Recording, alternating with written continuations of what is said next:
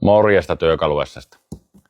Yksi tuotennosto tähän pimeeseen talveen, kun ei luntakaan ole, niin Kemptenin työvalo, eli akkutyövalo, mikä soveltuu aika monelle akkuperheelle.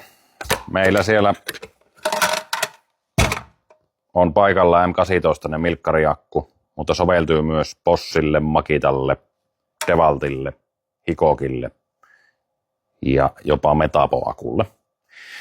Niin siellä varmasti on monelle käyttäjälle ja on, sanotaan tuo väri on valossa hyvä. Se on neliportainen. Nyt siinä on ruikuin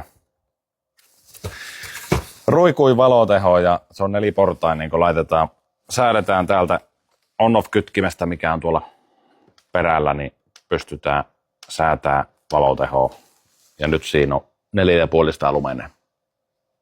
Hei, hyvänä aika, 4500 lumenee. Ja hintaa kysyy kumminkin joku. Se on 89 tälle eräälle, mikä on. Ja tavaraa on riittävästi kyllä.